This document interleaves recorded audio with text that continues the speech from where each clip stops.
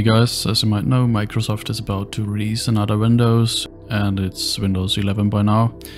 So if you're asking yourself if you should update or not, you might be interested in this video. At first, let me mention how I got to Windows 11. I didn't do a clean install, I just upgraded, and this was very simple. Just go to your Windows settings and look for the Insider rig. And then you can choose for different levels of the Insider program. So there is the, I think it's called the basic one, and there is the advanced or recommended one, where you basically get the next Windows version always all the time, so you're up to date.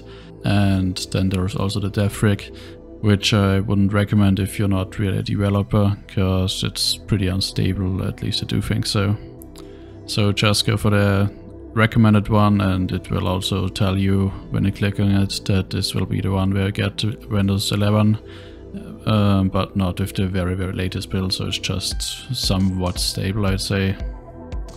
And this is exactly what I did, and at least for me I've got it about a day or something on by now, and I hadn't really issues with that. The process itself will take you about an hour, I think, but most time you're just waiting, and the Windows installation is working on itself. But keep in mind, this might take a little longer or shorter, depending which system you have, and maybe also which internet connection you have and so on. But for me it was like an hour, just as I said. Okay, so you know how to get to Windows 11 by now, but then there's the question whether you should do so or not. And if you're a gamer, you might be interested in the following clips, where I tested both Microsoft Flight Simulator and Rainbow Six Siege with Windows 11.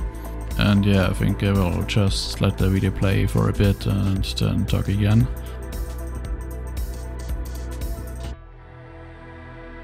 So this loading screen you can see is in real time, and I do think it's quite a bit faster by now. I'm not very sure about this, but at least on my system it used to take a bit longer. I don't know if this is necessarily exact measurement, but to my feeling, at least it works faster. Another thing I noticed is that you can see more trees and more in the distance. But I'm not very sure if this is direct storage or something, or if this is all inactive by now, and it's just for some other reason it looks a bit better. Also, I would like to mention that the Flight Simulator is on older settings on Macs, and before, like on Windows 10, I had around 70 or maybe 60 frames as well, but there were certain drops in FPS, which led to a rather unpleasant experience.